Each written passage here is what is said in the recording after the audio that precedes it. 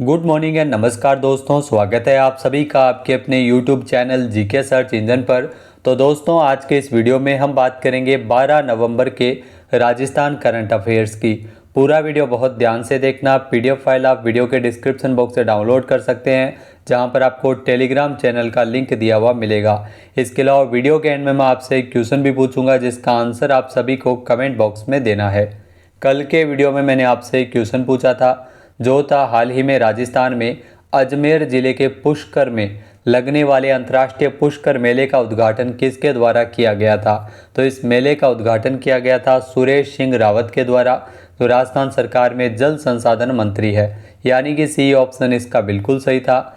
जिन दोस्तों ने C option comment box में सही जवाब दिया था, उनको हार्दिक शुभकामनाएं। तो अजमेर जिले के पुष्कर में लगने वाले अंतर्राष्ट्रीय मेले की विधिवत शुरुआत 9 नवंबर को मेला मैदान पुष्कर में पूजा पाठ एवं ध्वजारोहण के साथ हो गई है। राजस्थान के जल संसाधन मंत्री सुरेश सिंह रावत ने पुष्कर के मेला मैदान में ध्वजारोहण करते हुए औपचारिक शुरुआत की है। पुष्कर मेले का उद्घाटन 9 नवंबर से हुआ है और इसका जो आयोजन है वो 15 नवंबर तक किया जाएगा। यहाँ पर ऊंट नृत्य, घोड़ा नृत्य, ऊंट सजाओ प्रतियोगिता, ऊंट घोड़ा दौड़ सहित कई अन्य तरह की प्रतियोगिताएं आयोजित की जाएगी। तो चलिए स्टार्ट करते हैं आज के राजस्थान करंट अफेयर्स। पहला क्वेश्चन है, हाल ही में महाराणा प्रताप के वंशज और राजस्थान के किस पूर्व लोकसभा सांसद का निधन 10 नवंबर को हो गया है। तो राजस्थान में जो पूर्व लोकसभा सांसद महेंद्र सिंह मेवाड़, जो महाराणा प्रताप के वंशज भी है, इनका 10 नवंबर को निधन हो गया है। यानी कि सी ऑप्शन इसका बिल्कुल सही है। आइए जानते हैं इम्पोर्टेंट फैक्ट्स। तो महाराणा प्रताप के वंशज और पूर्व सांसद महेंद्र सिंह मेवाड़, इनका 10 नवंबर को निधन हुआ है। महेंद्र सिंह मेवाड़ कुछ समय से बीमार चल रहे थे, उनका इलाज चल रहा था। महेंद्र सिंह मेवाड़ की उम्र 83 साल की थी और पिछले कुछ दिनों में ये भर्ती थे अस्पताल में। जी हाँ दोस्तों, महेंद्र सिंह मेवाड़ 1989 में भाजपा उम्मीदवार के तौर पर चित्तौड़गढ़ संसदीय सीट से लोकसभा के लिए चुने गए थे। इसके अलावा ये महाराणा भगवत सिंह मेवाड़ के सबसे बड़े पुत्र थे, जो 1955 से 1971 तक उदयपुर रियासत के शासक थे। अगला क्वेश्चन है, हाल ही में राजस्थान जो प्रदेश में पहली बार कपड़ा उद्योग के लिए अलग से कौन सी पॉलिसी लागू होगी। जी हाँ दोस्तों, इसके लिए Rajasthan textile and apparel policy 2024 को लागू किया जाएगा। यानी कि ए ऑप्शन यहाँ पर बिल्कुल सही हो जाएगा। आइए जानते हैं इम्पोर्टेंट फैक्ट्स। तो राजस्थान में पहली बार कपड़ा उद्योग के लिए एक अलग से पॉलिसी लागू की जाएगी और यहाँ से आपके लिए एग्ज़ाम में डेफिनेटली क्वेश्चन बनने जा रहा है, क्योंकि राजस्थान में पहली बार इस पॉलिसी को लागू किया जाएगा। इस पॉलिसी को लागू करने के क्रम में राज्य सरकार के द्वारा Rajasthan textile and apparel policy 2024 का ड्राफ्ट भी अक्टूबर 2024 में जारी किया गया था। राज्य सरकार इस पॉलिसी को लाने का मुख्य उद्देश्य साल 2029 तक टेक्सटाइल सेक्टर में 15,000 करोड़ रुपए के निवेश और 2 लाख नए रोजगार उत्पन्न करना है। इसे कपड़ा उद्योग को प्रोत्साहन देने के लिए नए प्रावधान इसमें किए गए हैं। अगला जो क्वेश्चन है, राजस्थान के किस जिले में स्थित दादियापट्टी गांव में भेड़ बकरियों में PPR रोग उन्मूलन टीकाकरण कार्यक्रम की शुरुआत हुई है। यहाँ दोस्तों आपको बता दें कि दादियापट्टी गांव है, ये जयपुर में आता है। यहाँ पर PPR रोग के लिए जो उन्मूलन के लिए टीकाकरण कार्यक्रम शुरू किया गया है। सी ऑप्शन यहाँ पर बिल्कुल सही है। आइए जानते हैं इम्पोर्टेंट फैक्ट्स। तो जयपुर जिले के दादियापट्टी गांव में भेड़ बकरियों में PPR रोग से बचाव के लिए PPR रोग उन्मूलन टीकाकरण कार्यक्रम की शुरुआत है वो 4 अक्टूबर को की गई है। जहाँ एक विषाणु जनित एक खतरनाक बीमारी है, जो प्राय भेड़ और बकरियों में पाई जाती है। इस बीमारी के संक्रमण के 1 सप्ताह के भीतर ही पशु की मौत हो जाती है। अगला क्वेश्चन है, हाल ही में किस राज्य में उपभोक्ता संरक्षण के क्षेत्र में युवा पुरस्कार और प्रशस्ति पत्र योजना फिर से शुरू की गई है। तो राजस्थान सरकार की ओर से जो राज्य में उपभोक्ता संरक्षण के क्षेत्र में युवा पुरस्कार एवं प्रशस्ति पत्र योजना की शुरुआत पुनः हुई है। यानी कि सी ऑप्शन यहाँ पर बिल्कुल सही हो जाएगा। आइए जानते हैं इम्पोर्टेंट फैक्ट्स। तो राजस्थान में उपभोक्ता संरक्षण के क्षेत्र में युवा पुरस्कार और प्रशस्ति पत्र पुरस्कार की योजना की शुरुआत की गई है। उपभोक्ता संरक्षण युवा पुरस्कार एवं प्रशस्ति पत्र योजना के तहत राज्य स्तर पर 3 पुरस्कार है वो इसमें दिए जाएंगे, जिसमें 15,000 रुपये, 10,000 रुपये और 5,000 रुपये प्रोत्साहन राशि है। इसी के साथ ही प्रशस्ति पत्र भी दिया जाएगा। प्रशस्ति पत्र के अंतर्गत राज्य स्तर पर 3 व्यक्तियों को तथा प्रत्येक जिले में एक एक व्यक्ति को प्रशस्ति पत्र प्रदान किए जाएंगे। राजस्थान सरकार ने 1989 से उपभोक्ता संरक्षण के लिए पुरस्कार प्रशस्ति पत्र योजना की शुरुआत की थी, लेकिन बाद में ये योजना बंद हो गई थी।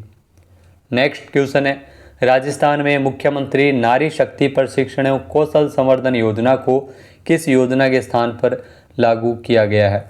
यहाँ दोस्तों राजस्थान में जो एक नई योजना की अगर बात करें, वैसे तो नई नहीं है, 2 योजनाओं को मर्ज किया गया है। योजना का नाम है इंदिरा महिला शक्ति उद्यम प्रोत्साहन योजना और दूसरा है इंदिरा महिला शक्ति प्रशिक्षण एवं कौशल संवर्धन योजना। इन दोनों योजनाओं को मर्ज किया गया और उसके स्थान पर मुख्यमंत्री नारी शक्ति प्रशिक्षण कौशल संवर्धन योजना की शुरुआत हुई है, यानी कि सी ऑप्शन यहाँ पर बिल्कुल सही है। आइए जानते हैं इम्पोर्टेंट फैक्ट्स। तो पूर्ववर्ती कांग्रेस सरकार ने इंदिरा महिला शक्ति प्रशिक्षण एवं कौशल संवर्धन योजना शुरू की थी, जो मुख्य रूप से महिलाओं और लड़कियों को अंग्रेजी सिखाने और संचार कौशल बेहतर करने के लिए आत्मविश्वास बढ़ाने के प्रयास इस योजना के तहत किए जाते थे।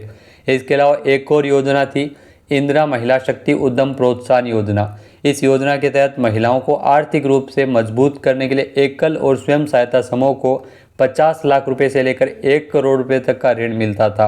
अब भजनलाल सरकार ने इन दोनों योजनाओं को एक साथ यानी मर्ज कर दिया है। अब इन योजनाओं को मुख्यमंत्री नारी शक्ति प्रशिक्षण एवं कौशल संवर्धन योजना के नाम से जाना जाएगा। अगला क्वेश्चन है, हाल ही में 5वें राष्ट्रीय जल पुरस्कारों के अंतर्गत जल प्रबंधन में सर्वश्रेष्ठ स्कूल का पहला पुरस्कार किस जिले के सरकारी स्कूल को मिला है? तो इसमें सीकर के एक सरकारी स्कूल को प्रथम पुरस्कार मिला है, यानी कि सी ऑप्शन यहाँ पर बिल्कुल सही हो जाएगा। आइए जानते हैं इम्पोर्टेंट फैक्ट्स। तो जल शक्ति मंत्रालय के तहत जल संसाधन, नदी विकास और गंगा संरक्षण विभाग ने 5वें राष्ट्रीय जल पुरस्कार 2023 के लिए 9 अलग अलग कैटेगरी में कुल 38 विजेताओं के पुरस्कारों का ऐलान किया था, जिसमें दोस्तों 5वें राष्ट्रीय जल पुरस्कारों के अंतर्गत जल प्रबंधन में सर्वश्रेष्ठ स्कूल का जो पहला पुरस्कार है वो राजस्थान के सीकर जिले के राजकीय उच्च प्राथमिक विद्यालय जेठवान का बास, तो ये एड्रेस है इस स्कूल का, इस स्कूल को यह पुरस्कार मिला है। सर्वश्रेष्ठ राज्य की श्रेणी में प्रथम पुरस्कार ओडिशा को दिया गया है, जबकि उत्तर प्रदेश को दूसरा स्थान, गुजरात और पुडुचेरी को संयुक्त रूप से तीसरा स्थान मिला है। नेक्स्ट क्वेश्चन है, राजस्थान के मुख्यमंत्री भजनलाल शर्मा के द्वारा राजस्थान निवेश प्रोत्साहन योजना 2024 का अनावरण कब किया था? तो 18 अक्टूबर को इस योजना का अनावरण हुआ था, यानी कि बी ऑप्शन यहाँ पर बिल्कुल सही है। आइए जानते हैं इम्पोर्टेंट फैक्ट्स। तो 18 अक्टूबर को लंदन में आयोजित इन्वेस्टर रोड शो के दौरान मुख्यमंत्री भजनलाल शर्मा ने तो राजस्थान निवेश प्रोत्साहन योजना 2024 का अनावरण किया था। रिप्स 2024 में सूचना प्रौद्योगिकी, बिजली, लॉजिस्टिक्स जैसे क्षेत्रों के लिए नए प्रोत्साहन इसमें दिए गए हैं। कई नए क्षेत्रों को सनराइज सेक्टर के अंदर शामिल किया गया है। रिप्स 2024 में स्टैंडर्ड सर्विसेज पैकेज के तहत प्रोत्साहन के लिए निवेश की न्यूनतम सीमा जो 50 करोड़ रुपये से घटाकर 25 करोड़ रुपये कर दी गई है। अगला क्वेश्चन है, हाल ही में भाजपा की राष्ट्रीय सचिव और राजस्थान की सह प्रभारी कौन है जिन्हें राष्ट्रीय महिला आयोग में अध्यक्ष के पद पर नियुक्त किया गया है? तो विजया रहाटकर की अध्यक्ष के पद पर नियुक्ति हुई है, यानी कि ए ऑप्शन यहाँ पर बिल्कुल सही है। आइए जानते हैं इम्पोर्टेंट फैक्ट्स। तो भाजपा की राष्ट्रीय सचिव और राजस्थान की सह प्रभारी विजया रहाटकर, इनकी नियुक्ति राष्ट्रीय महिला आयोग के अध्यक्ष के पद पर की गई है। विजया रहाटकर ने महाराष्ट्र महिला आयोग के अध्यक्ष के रूप में भी अपनी एक खास पहचान बनाई थी, जिसके चलते प्रधानमंत्री नरेंद्र मोदी जी के द्वारा जो नियुक्ति दी गई है उन्हें केंद्रीय राज्य मंत्री का दर्जा मिलेगा। 1992 में विशेष अधिनियम के द्वारा स्थापित राष्ट्रीय महिला आयोग को महिलाओं की उन्नति के लिए व्यापक अधिकार दिए गए हैं और इसे संवैधानिक दर्जा भी प्राप्त है। अगला क्वेश्चन है, राष्ट्रीय शिक्षा दिवस हर साल कब मनाया जाता है?